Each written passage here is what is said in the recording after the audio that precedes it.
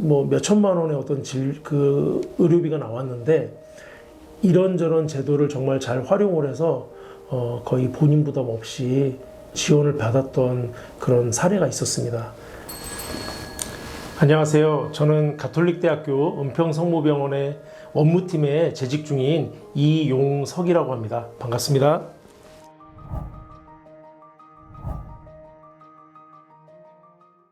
네, 말씀하신 대로 가까운 동네 의원을 가실 경우에는 저희 뭐 예를 들어 신분증만 있으면 뭐 진료 보시는데 아무런 문제가 없을 겁니다. 그러나 우리나라의 의료 체계가 1차 의료기관, 2차 의료기관, 3차 의료기관 이렇게 구분이 돼 있어서 그 의료 전달 체계라는 그런 체계가 있어서 본인 신분증과 진료 의뢰서 그리고 그거에 걸맞는 어떤 소견서나 진단서, 영상 자료 이런 것들의 자료가 없으면 진료 보시는데 좀 어려움을 겪으시거나 당일 진료를 보시려고 하는데 큰 불편을 겪으실 수가 있습니다. 예를 들어서 우리가 동네 병원에서 큰 상급 종합병원을 가실 경우에 꼭 필요한 것이 바로 진료 의뢰서와 신분증입니다.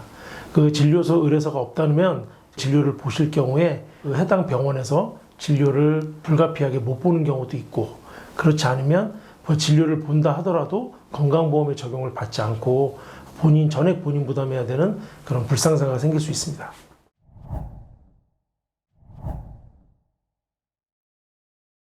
네, 저 같은 경우는 원무팀이라는 그 현장 접점 부서에 있는 사람으로서 진단서나 소견서를 발급받을 때 이렇게 마찰이 발생을 합니다.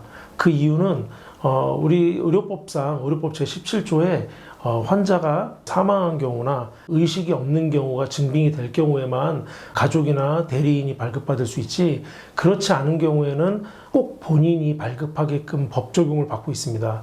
근데 아직까지 이게 시일이 흘렀음에도 홍보가 많이 되지를 않아서 가족이 와서 이러는 경우가 있습니다. 우리 아들이 지금 군대를 갔는데 내가 진단서를 군대에다 제출을 해야 돼요. 그 진단서 발급해 주세요. 우리 아이가 지금 어디 교도소에 재소자로 있는데 그쪽 그 교도소 의무관에게 이 서류를 제출해야 됩니다 하고 의뢰를 하셔도 최초의 진단서, 소견서는 무조건 본인이 발급하게끔 되어 있습니다.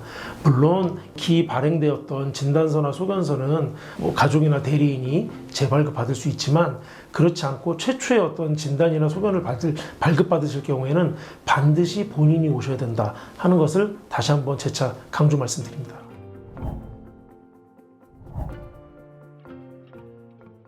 네, 일단 간호간병 통합서비스병동이라는 제도 취지 자체는 매우 좋다고 생각을 합니다.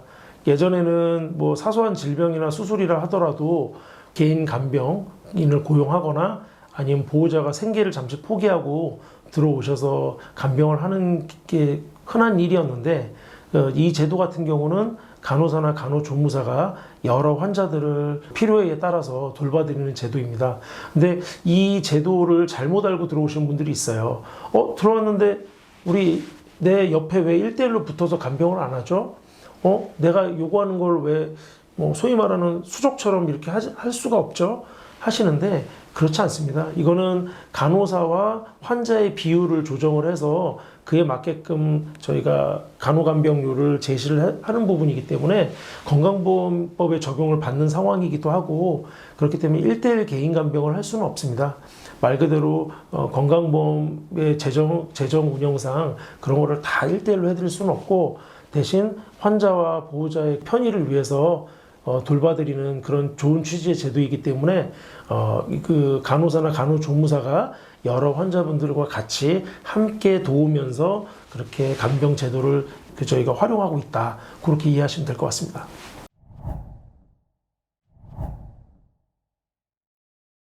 뭐 제가 업무팀에 있으면서 이제 그런 업무들을 이렇게 종종 이렇게 하게 되는데, 대표적인 것이 이제 국가에서 하는 긴급의료비 지원제도, 국가형 긴급의료비 지원제도라고 합니다. 그리고 서울형 긴급의료비 지원이라는 것도 있고요. 이 서울 옆에는 경기도라는 큰 수도권이 있는데 경기도형 긴급의료비 지원이라고 해서 무한돌봄 지원 제도라는 것이 있습니다. 인천 분들도 많이 계실 텐데요. 인천형 긴급의료비 지원이라고 해서 SOS 지원 제도라는 것이 있습니다. 이 긴급의료비 지원제들 각 그 파트마다 다 설명드리기는 어렵고, 긴급의료비 지원제도라는 것이 긴급하게 수술을 요하거나 내가 희귀난치성 질환이라든가 중증암 진료라든가 수술을 받게 되는 경우에 갑작스럽게 뭐 수술을 하게 되는데 비용이 내가 없다. 재산적으로 내가 지금 너무 힘든 상황이다 그러면 그에 상응해서 국가나 그리고 지자체에서 지원을 해주는 부분인데, 대신 이게 뭐 내가 요청한다고 해서 다 되는 것은 아니고 소득 뭐 중위 뭐 소득 기준 몇 프로, 그리고 내가 어떤 보험에 가입되어 있는지, 그리고 뭐 의료비를 얼마만큼 내가 지출을 하고 있는지, 그런 기준들을 다 관련된 공공기관 직원이 조사하고 확인을 해서 그 기준에 부합을 하면 300만 원 한도 내에서 의료비 지원을 해주는 제도입니다. 이런 긴급지원 말고도 재난적 의료비 지원이라고 해서 국민건강보험공단에서 또 운영하고 있는 또 그런 비급여를 지원하는 제도가 또 있습니다. 이 화면상으로 다 설명드리기는 어렵지만 이러한 좋은 제도들이 있기 때문에 혹시라도 내가 지금 당장 수술을 해야 되는데 너무 걱정만 하고 막막해 하시는 분들이 있다면 꼭 이 제도를 확인해 보시고, 잘 정말 모르겠다 그러면 가까운 주민센터 담당자를 찾아가셔갖고 상담을 꼭 받아보십시오. 우리나라 지원제도는 잘 되어 있기 때문에 받아보시면 전혀 손해볼 것이 없을 겁니다.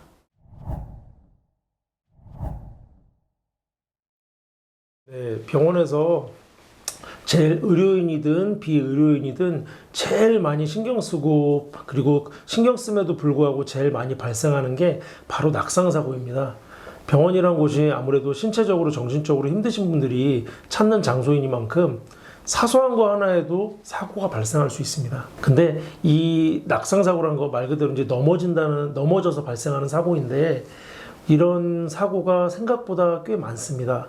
환자분들은 병원에서 넘어진 사고이기 때문에 이건 무조건 병원에서 책임져 주고 그에 대한 후유증까지 다 책임져 줘야 되는 거 아닌가 하고 말씀하시는데, 뭐 일정 부분은 맞는 부분이고 일정 부분은 조금 생각을 해봐야 되는 부분입니다.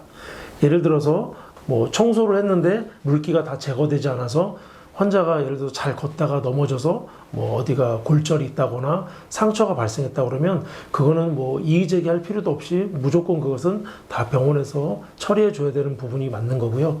그러나 예를 들어서 내가 부주의한 경우도 있거든요. 본인이 걷다가 본인 발에 걸려 넘어지는 뭐 그런 경우도 있고, 본인이 급해서 뛰어내려가다가 물론 그런 부분도 안타깝지만 예를 들어서 그렇게 다치실 경우에는 그런 것들에 대한 시시비비를 종종 가리게 됩니다. 그래서 병원에서 왜 이걸 다 안 해주지? 너무한 병원 아니야? 이렇게 너무 서운해만 하지 마시고 그런 병원 측의 입장도 있다는 거 좀 이해해 주시기 바랍니다.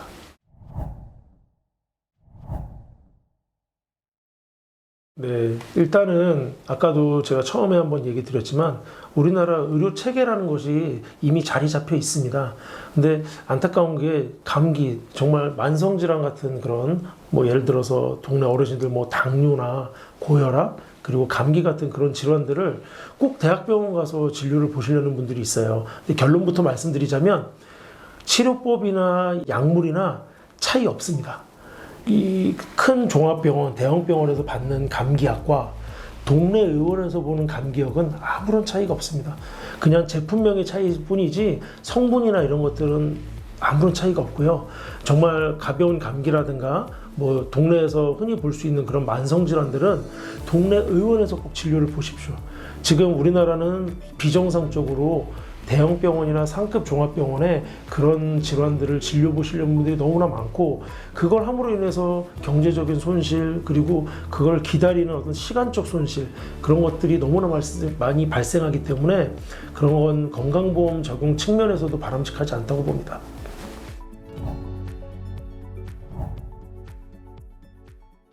네, 말씀드리겠습니다. 일단은 그 가까운 동네 의원을 방문을 하시면, 예를 들어 뭐 동네 이비인후과나 뭐 내과 의원들 많잖아요. 그런 데서 그냥 뭐 초진 재진 진료를 보시면 기본적으로 5,000원, 6,000원 안팎입니다. 그렇기 때문에 뭐 약가까지 뭐 하신다 그러면 비용이 뭐 10,000원을 넘어, 뭐 10,000원 안팎 아니면 10,000원을 조금 넘는 그런 금액으로 진료를 보실 텐데, 대학병원 같은 경우는 일단 종합병원을 가시면 기본 초진 진찰료 자체가 15,000원 정도에서 20,000원 사이입니다. 그럼 똑같은 진료를 보는데 진찰료가 이미 1.5배에서 2배 정도가 넘어가는 상황이고요. 그리고 약값도 대학병원 같은 경우에는 수가는 똑같지만 병원 약국 주변이 아무래도 일반 동네 약국보다 금액이 좀 더 상회할 수 있는 부분이 있기 때문에 가능하면 그런 질환들은 동네 병원에서 보시는 게 경제적으로 그리고 개인의 시간적으로 뭐든지 절약할 수 있는 부분이라서 정말 내가 응급수술 또는 중증 암과 같이 어떤 그런 큰 수술을 하시는 경우 희귀 양치성 질환이 있는 경우에만 좀 가능하면 큰 병원을 이용해 주셨으면 좋겠습니다.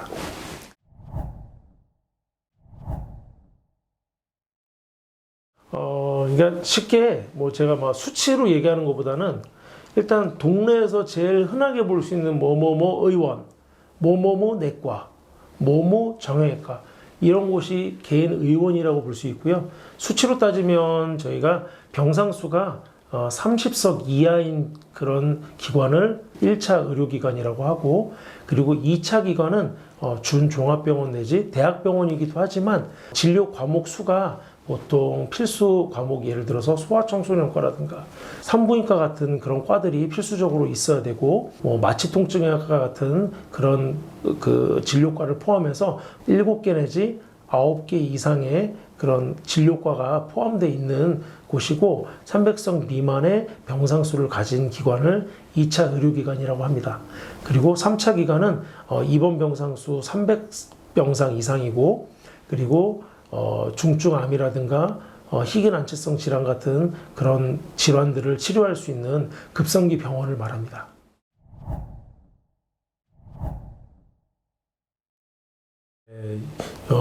지금 그 수술이라든가 큰 병이 있어서 막막해 하시는 분들이 분명히 이 영상을 보시면 많이 있으실 거라고 생각이 드는데요. 막막해 하지 마십시오. 저희 공공기관에서도 도움을 주지만 창구는 또 저희 병원 내에서도 많이 이루어집니다. 대표적인 게 병원에 꽂힌 원무팀 내에 이런 지원 업무를 담당하는 담당자들이 있고요. 예를 들어서 재단적인 상황이라든가 기타 여러 가지 질병 상황을 증빙을 해주시고 담당자와 상의를 해서 그에 걸맞는 서류를 해당 기관에다 제출을 하면 많은 부분이 지원이 이루어지고 있고요.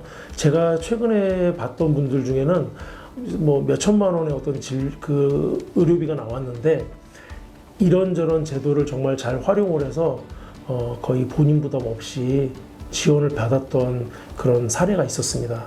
그러니까 예를 들어서 내가 몇 천만 원 하는데 이거 어떻게 하지? 너무 막막해 하지 마십시오. 아픈 건 죄가 아닙니다.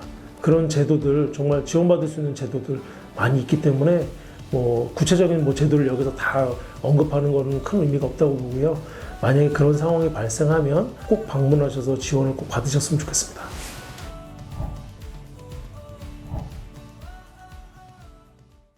첫 번째, 병원에서는 꼭 신분증을 꼭 갖고 오셔야 됩니다. 어떤 업무를 보시더라도 신분증은 꼭 있으셔야 되고요. 그리고 상급병원이나 기초의료 수급자분들께서는 꼭 진료 의뢰서를 잊지 말고 챙기셔야 되고요. 그리고 세 번째, 진단서를 최초 발급 시에는 본인 신분증을 갖고 반드시 본인이 가셔야 된다. 그렇지 않으면 발급되지 않는다는 거, 그 세 가지를 꼭 기억해 주셨으면 좋겠습니다.